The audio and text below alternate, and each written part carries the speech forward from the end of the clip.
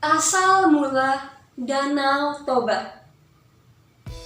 Suatu hari di lembah di daerah Sumatera Utara hiduplah seorang petani bernama Toba.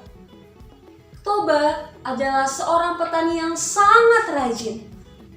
Tetapi sayang, hasil ladangnya tidak begitu bagus. Sehingga ia merasa kelaparan. Ia tidak mendapatkan makanan. Ia pun memutuskan untuk memancing. Ketika ia memancing, ia mendapatkan ikan. Ia menarik ikan itu. Ternyata ikan itu adalah ikan yang sangat besar dan bersisi emas. Ia sangat gembira dan membawa ikan itu pergi ke rumah. Yeay, aku akan makan enak malam ini. Tapi sesampainya di rumah, dia sangat kecewa karena kayu bakarnya habis. Maka ia meletakkan terlebih dahulu ikan yang ia dapat itu ke dalam baskom. Lalu ia pergi ke ladang untuk mencari kayu bakar. Setelah menemukan kayu bakar, ia kembali ke rumah. Tetapi ia tidak menemukan ikan yang telah ia tangkap tadi. Dan baskom tempat ia meletakkan ikan tadi penuh dengan koin emas.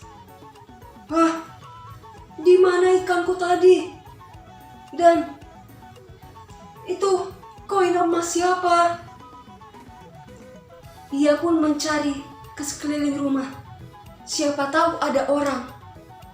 Dan ketika ia membuka pintu kamar, ia terkejut. Ia terbengong-bengong. Ia melihat wanita yang sangat cantik, berambut panjang, tinggi semampai, sedang menyisir rambutnya di depan cermin. Di dalam hati, Toba berkata,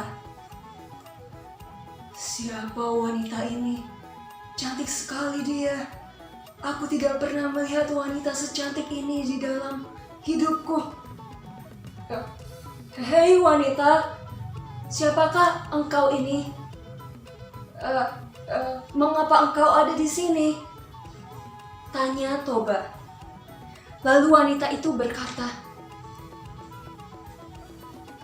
"Aku adalah wanita jelmaan ikan yang telah engkau tangkap. Aku dikutuk oleh Dewata menjadi seekor ikan. Dan koin-koin emas yang ada di ember itu adalah sisik-sisikku. Tetapi ketika engkau menangkapku, kutukanku menjadi hilang. Marilah kita ke dapur. Aku akan membuatkan makanan untukmu. Kau pasti lapar." Toba pun hanya menurut. Ia pun pergi ke dapur.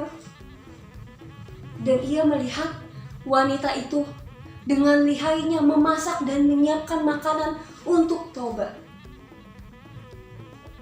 Lalu di dalam hati Toba berkata, "Andai saja wanita ini menjadi istriku, aku pasti akan sangat bahagia." Di dalam hati Toba.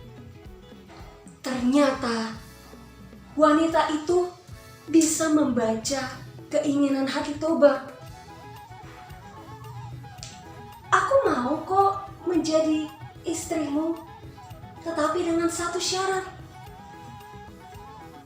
"Apa itu? Katakanlah." "Kau tidak boleh mengungkit asal-usulku sebagai seorang ikan."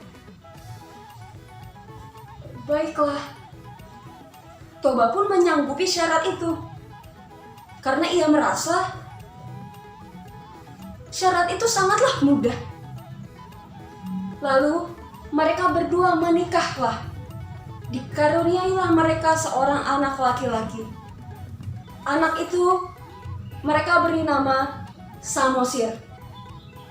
Samosir tumbuh menjadi anak yang sangat nakal, pemalas, kerjanya hanya main-main saja dan keluyuran keliling kampung.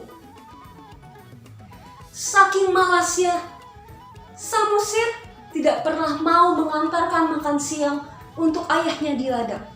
Sampai-sampai ibunya lah yang harus setiap hari mengantarkan makan siang ke ayahnya di ladang. Tetapi pada suatu hari, ibunya mencoba untuk membujuk Samosir. "Nak, bisakah ibu meminta tolong engkau untuk mengantarkan makanan ini ke ayah di ladang?" "Aku tidak mau, Bu. Aku malas, aku ingin bermain." "Tolonglah, Nak. Sekali-sekali saja." "Baiklah, Ibu. Nanti aku akan antarkan." Samosir pun menuruti. Maka ia mengantarkan makanan itu menuju ladang. Ketika di tengah perjalanan, ia malah bermain sama teman-temannya. Setelah bermain, ia merasa sangat lapar. Maka ia memakan makanan yang telah ibunya siapkan untuk ayahnya.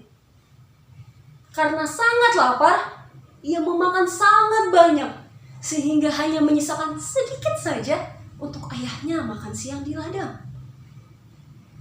Lebih parahnya lagi, sudah ia makan makanan ayahnya itu, ia tertidur di bawah pohon.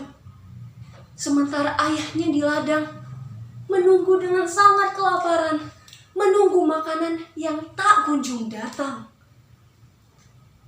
Maka terbangunlah Samosir, lalu menyadari bahwa ia harus mengantarkan makanan itu ke ladang. Maka ia berlari dengan sangat cepat dan akhirnya menuju ladang.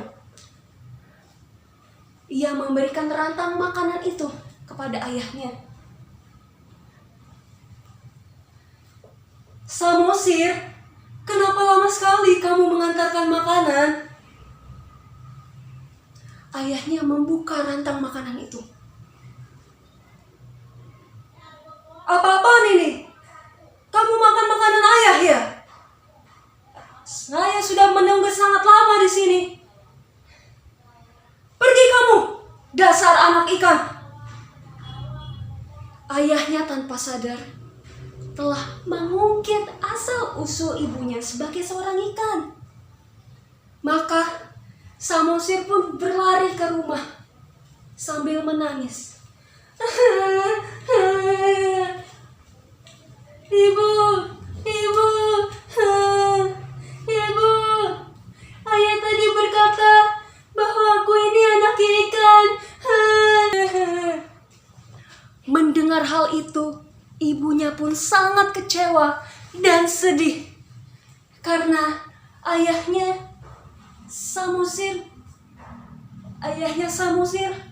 telah mengungkap asal-usulnya sebagai seorang ikan. Maka ibunya pun menyuruh Samosir untuk pergi ke atas bukit. Seketika saja langit gelap gulita. Petir datang menyambar-nyambar dan air bah datang dari arah sungai. Di saat itu juga Toba sedang bekerja di ladang. Ia ikut terhanyut ke dalam air bah karena tidak sempat melarikan diri. Ibu Samosir, ia meloncat ke dalam air dan kembali menjadi ikan. Setelah seluruh lembah terisi dengan air, hanyalah menyisakan satu pucuk pulau kecil di tengahnya. Maka ketika lembah itu menjadi danau, danau itulah yang disebut dengan Danau Toba. Dan pulau di tengahnya disebut dengan Pulau Samosir. Dari cerita ini, kita bisa mendapatkan pelajaran bahwa kita tidak boleh melanggar janji yang telah kita buat. Dan kita juga diajarkan untuk tidak menyia-nyiakan kepercayaan yang orang tua kita telah berikan kepada kita. Demikianlah cerita asal mula Danau Toba dari Sumatera Utara.